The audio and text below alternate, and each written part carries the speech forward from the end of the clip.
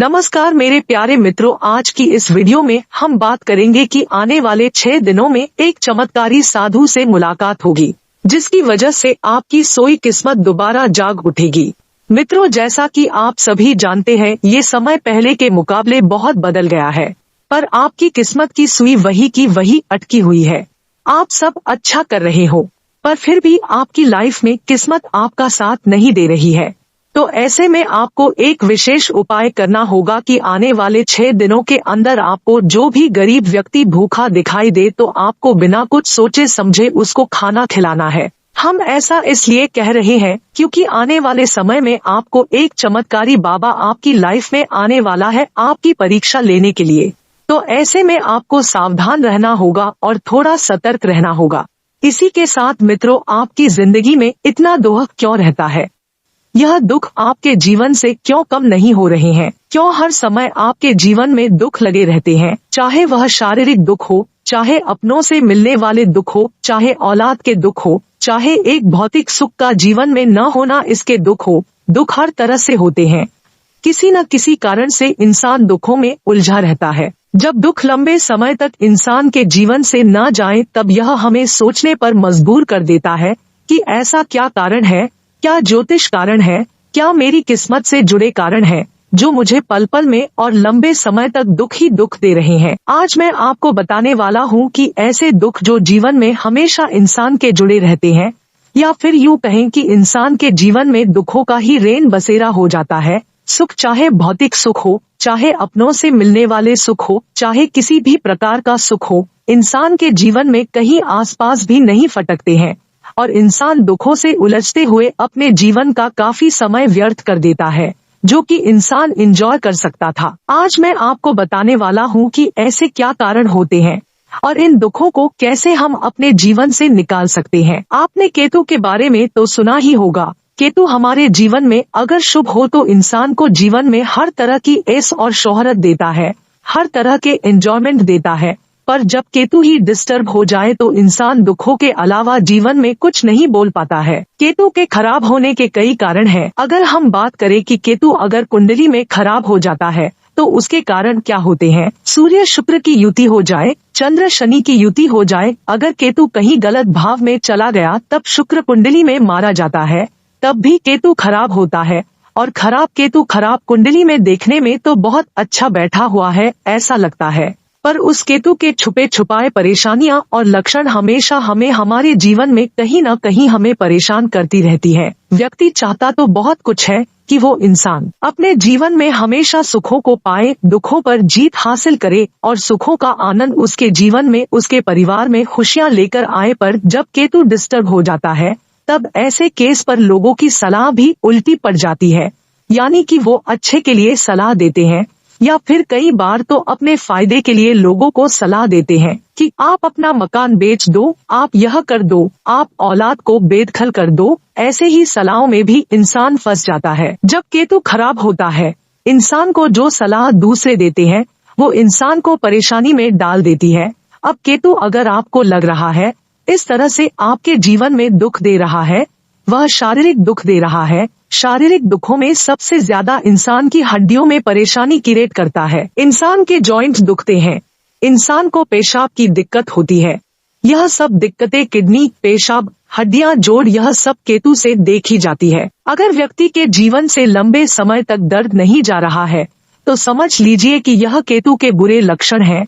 मान लीजिए केतु आपको बुरे लक्षण दे रहा है और आपको यह पहचान भी हो गई है कि केतु अब बुरे लक्षण दे रहा है, तो केतु के उपाय के लिए आपको क्या करना है? कुछ उपाय हैं जो कि केतु के असर को जीवन में आते ही उनको सही करने में काफी ज्यादा हेल्पफुल होते हैं। पहले उपाय की अगर हम बात करें तो वह होता है मछलियों को कुछ न कुछ देने का उपाय। आपके यहाँ कोई नदी नहर है तो आप वहाँ जाइए, मछलियों को 7 अनाज के आटे से बनी हुई गोलियां डालिए। आप किसी से सलाह लेने से पहले, आपको पता है केतु आपका खराब है, बुरे लक्षण दे रहा है, तो कोई भी काम करने से पहले अपने आसपास कोई नदी, नहर, नाला तलाश लीजिए जहाँ पर मछलियाँ हो। आपने क्या करना है, आप 7 अनाज जो होता है आपको मार्केट से ही मिल जाएगा यह आटा। कुछ आटे की गोलियां बना लीजिए छोटी छोटी और जाइए उस नदी नहर के किनारे जहां पर मछलियां हो, वहां पर जाकर मछलियों को गोलियां डालिए। आप गोलियां डालेंगे तो आपके अंदर ऑटोमेटिकली सच्ची और अच्छी सूझबूझ देने की शक्ति आपको मिलेगी। यह शक्ति कैसे मिलेगी समझ लीजिए। 7 अनाज का कारक जो है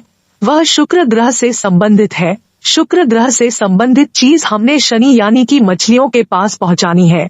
मछलियों के पास पहुंचकर जो शनि के एजेंट है राहु और केतु, यहाँ पर केतु उच्च होता है क्योंकि शुक्र और शनि का जब भी मेल होता है तब केतु पॉजिटिव बनता है।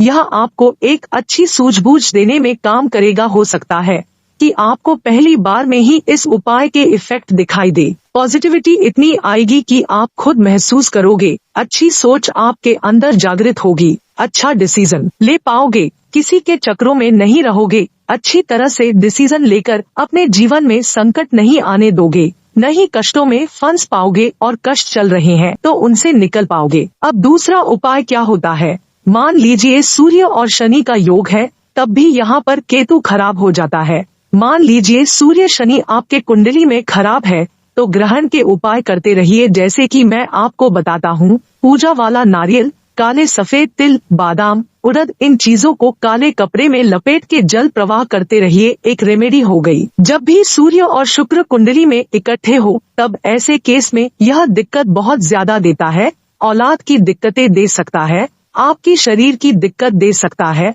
ओवरऑल केतु को डिस्टर्ब करने वाला यह योग होता है। इस योग के लिए कांसे की कटोरी में लाल गेरू लेके जल प्रवाह करते रहिए कटोरी के सहित, तभी केतु के आपको अच्छे असर देखने को मिलेंगे। अब चंद्र और शनि देखिए, 8 नवंबर को चंद्र ग्रहण पड़ रहा है और चंद्र और शनि की युति जिसकी भी कुंडली में है वह लोग तो यह काम जरूर करे क्योंकि चंद्र और शनि का योग ही केतु को नेगेटिव कर देता है। यह उपाय आपने ग्रहण के समय करना है। पूजा वाला नारियल, काले सफेद तिल और साथ में साबुत उड़द, बादाम, यह सारे काले कपड़े में लपेटकर जल प्रवाह कर आइए। जल प्रवाह नहीं कर सकते तो मंदिर में देकर आइए। इसके साथ साथ अगर हम दुखों की बात करें तो जब किसी इंसान को चोट लगती है, आपने देखा होगा तो बड़े बुजुर्ग क्या करते हैं, हल्दी वाला दूध पिलाते हैं। क्यों पिलाते हैं, कभी आपने सोचा है? जब दुख यानी कि दर्द शरीर में आ गया तो वह केतु है और केतु के दोष दूर करने के लिए चंद्र और बृहस्पति की मदद ली जाती है। चंद्र हो गया दूध, बृहस्पति हो गए हल्दी, यह दिया जाता है ताकि उसके शरीर से वह दुख दर्द कम हो, किसी प्रकार का सेप्टिक न बने, किसी प्रकार से आगे जाकर दिक्कतें न हो। यह लॉजिक होता है कि हम क्रमांक दूसरे ग्रहों को इस्तेमाल करके अपने उस ग्रह की जो प्रॉब्लम आ रही है उसको सही कर रहे होते हैं। अब इसके साथ साथ मान लीजिए आपने केतु को सही करना है तो केतु को सही करने के लिए केसर का तिलक बृहस्पति को उच्च करिए, यानी कि बृहस्पति को अच्छा करे। केसर माथे, जुबान, नाभि, कानों पर भी लगा सकते हैं। इसके साथ साथ एक लहसुनिया रत्न होता है वह पहन सकते हैं अपने इंडेक्स फिंगर में या फिर सुलेमानी। अब यह जो रत्ना होंगे या तो पंच धातु में पहने, सोने में पहने या पीतल में पहनिए, क्योंकि हर एक रत्न का काम करना डिपेंड करता है कि इसके साथ आपने कौन सी धातु का इस्तेमाल किया है, क्या उसके मित्र ग्रह की है। और पंचधातु तो एक ऐसी धातु है जो हर एक रत्न के साथ काम कर जाते हैं।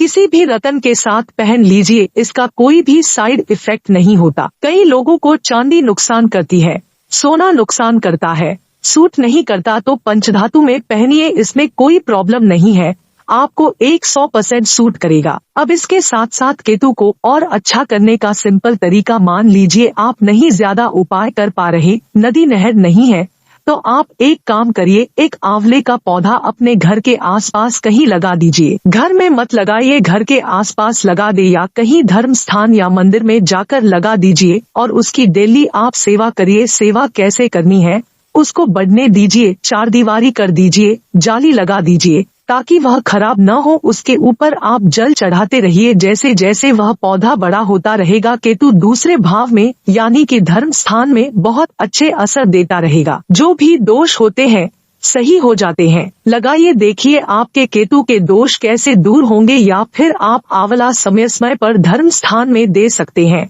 या फिर केला फल, जो केले होते हैं, केले का दान आप धर्म स्थान दे सकते हैं। धर्म स्थान में दीजिए, क्योंकि यह धर्म स्थान चाहे वह कोई भी जाति, कोई भी धर्म का व्यक्ति है, उसका जो धर्म स्थान होगा वह अपने धर्म स्थान में देगा। चाहे तो पुजारी को भी जाकर दे सकते हैं।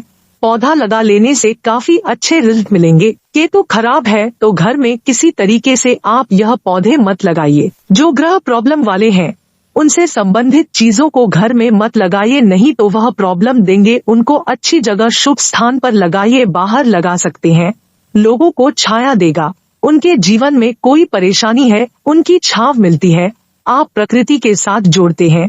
यह चीजें करिए। नेचुरल तरीके से अपनी परेशानी का हल ढूंढिए और नेचुरल तरीके से किया गया उपाय लंबे समय तक काम करता है। अब आपने इतने उपाय समझ लिए केतु के, और केतु से संबंधित कुत्ते की सेवा तो रह ही गई। कुत्ते की सेवा जितना करेंगे उससे प्यार जागृत करेंगे, अपनापन उसे महसूस होना चाहिए। कुत्ता आपका इंतजार करे, और वह कुत्ते जो गली मोहल्ला में होते हैं उनकी सेवा करिए। देखिए उसके अंदर प्यार जागृत होगा, वह आपका इंतजार करेगा। उतना ही केतु शुभ होगा, यानी कि अपने हाथों से उसे वह दीजिए जो उसे पसंद है। ब्रेड, दूध, जो भी, जैसे कुत्ते के बिस्किट आते हैं, कुछ भी ऐसी चीजें दीजिए। देखिए कितने अच्छे रिजल्ट आपको मिलेंगे।